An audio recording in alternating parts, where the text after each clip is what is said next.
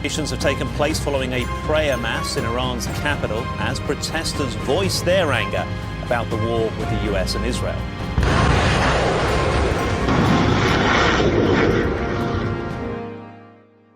For decades, Iran's political system has been built around a single defining pillar, the supreme leader. ما باید برخوردار باشیم از تصریحات بازدارنده.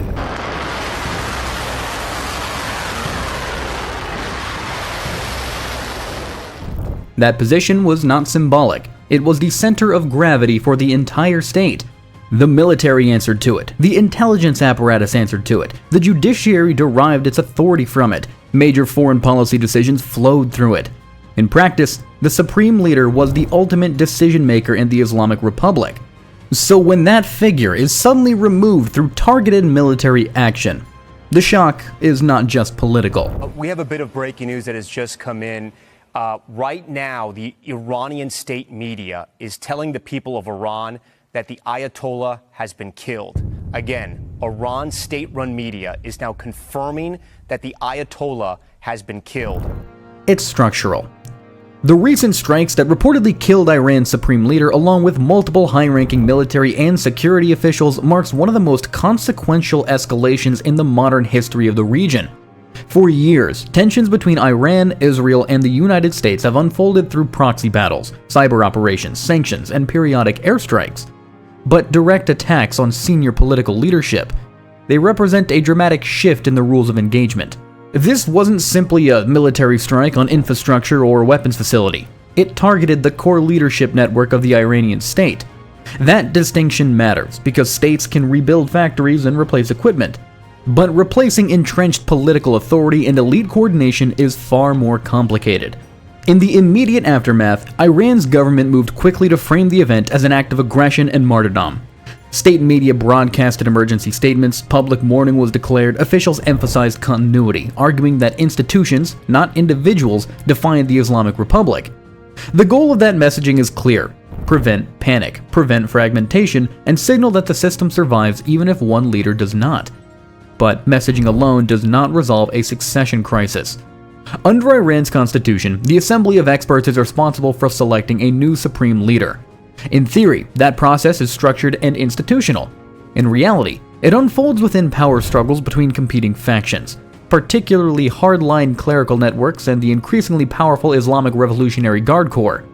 The IRGC has grown over decades from a military organization into an economic and political powerhouse. It controls major business interests, security operations, and strategic military capabilities. With the supreme leader gone, the IRGC's influence over succession becomes even more significant. Some analysts already suggest that the real power shift may not be from theocratic rule to democracy, but from clerical dominance toward greater militarization of governance. That possibility raises a very important question. Does the removal of a top leader weaken authoritarian control, or does it consolidate power around security institutions that prioritize stability over reform? History shows both outcomes are possible. When an authoritarian regime loses central figures very suddenly, they sometimes fracture. Competing elites fight for control, institutions compete for dominance, policy coherence breaks down. In other cases, power simply recenters around a hardline security apparatus that uses the crisis to justify tighter control. Iran's situation sits somewhere between those two outcomes. Even before these strikes, the country was experiencing deep internal tension. Economic sanctions have severely restricted access to global markets, limiting oil revenue and constraining foreign investments. Inflation has eroded purchasing power, youth unemployment remains high, public frustration has manifested in periodic protests demanding economic reform and political change. Large-scale demonstrations in recent years have signaled that dissatisfaction was not limited to fringe groups. They reflected broader anger at corruption, mismanagement, and repression. The government responded to unrest with force, reinforcing its dependence on security institutions to maintain order. In that context, the death of the supreme leader removes a central stabilizing figure, but not necessarily the system that enforces control. Internationally, the reaction has been immediate and volatile. Iran responded to the strikes with missiles and drone launches targeting Israeli and US military assets in the region. Those retaliatory actions demonstrate that Tehran retains operational capability and intends to signal deterrence even amid leadership disruption. This cycle of strike and counterstrike increases the risk of broader regional escalation. Proxy groups aligned with Iran across Lebanon, Iraq, Syria, and Yemen may also adjust their posture. Some could escalate attacks to demonstrate loyalty and strength. Others may recalibrate to avoid provoking overwhelming retaliation while Tehran navigates internal uncertainty. Hezbollah in Lebanon, for example, has historically functioned as a strategic extension of Iranian deterrence. Its response will be closely watched. If it escalates significantly, the conflict could widen into a multi-front confrontation. If it retains itself, that restraint could signal recognition that regional overextension at a moment of leadership transition could be dangerous. The broader regional implications extend beyond armed groups. Saudi Arabia, the United Arab Emirates, and other Gulf states monitor developments carefully. These governments have complex relationships with Iran, marked by competition, occasional diplomatic thawing, and pragmatic engagement. A weakened or internally divided Iran could shift regional power balances, encouraging some states to reassess security partnerships or diplomatic strategies. But at the same time, instability inside of Iran creates uncertainty for energy markets. Iran is one of the world's major oil producers. Political instability can disrupt exports, affect global supply expectations, and increase price volatility. Even speculation about conflict escalation can trigger market fluctuations. But beyond immediate military and economic effects lies a deeper question about legitimacy. Authoritarian systems often rely on a combination of ideology, economic performance, nationalism, and institutional continuity to maintain authority. When economic performance declines and leadership continuity is broken, legitimacy becomes harder to sustain. The supreme leader symbolized ideology continuity since the revolution. His death disrupts that symbolic anchor. The regime will attempt to project unity by emphasizing collective governance and institutional strength, but internal divisions could surface as different factions push competing visions for the future. Some elements within the political elite may advocate cautious reform to reduce internal pressure and ease international isolation. Others may argue that the answer to foreign aggression and internal dissent is stronger repression and intensified resistance against external adversaries.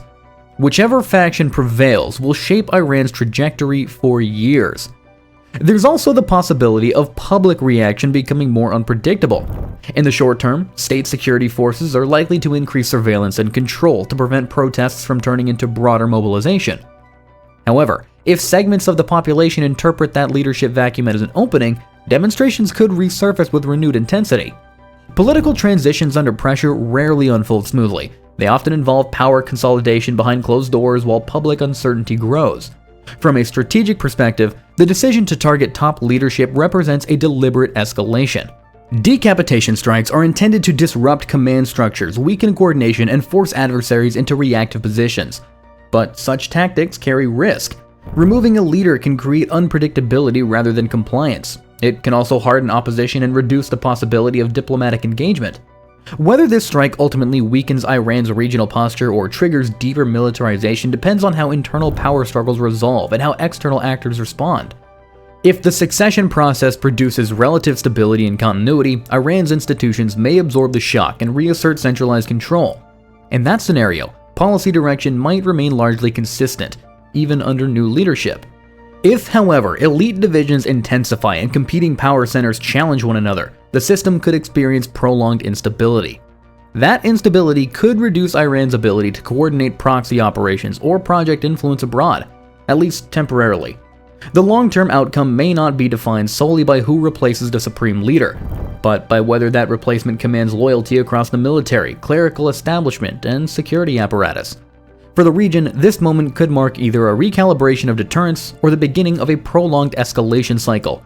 If retaliatory actions continue on both sides, the conflict could expand geographically and draw in additional actors.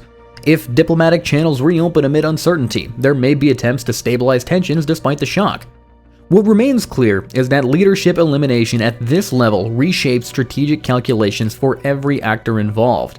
Iran now faces the challenge of maintaining internal cohesion while navigating external pressure. Regional powers must assess whether the balance of power has shifted. Global actors will observe how quickly Iran reorganizes and whether instability spreads. The removal of a central figure does not automatically transform a political system. Institutions, power networks, and security forces often outlast individual leaders. But transitions triggered by force introduce volatility that can alter trajectories in unexpected ways. In the coming months, the key indicators to watch will be the pace of succession, signs of factional conflict within elite circles, changes in proxy activity, and shifts in Iran's military posture. This moment is not simply about one leader's death. It is about whether a long-standing political structure adapts, fractures, or hardens under direct pressure. And in a region already defined by strategic competition and fragile stability, the consequences of that adaptation, or breakdown, will extend far beyond Iran's borders.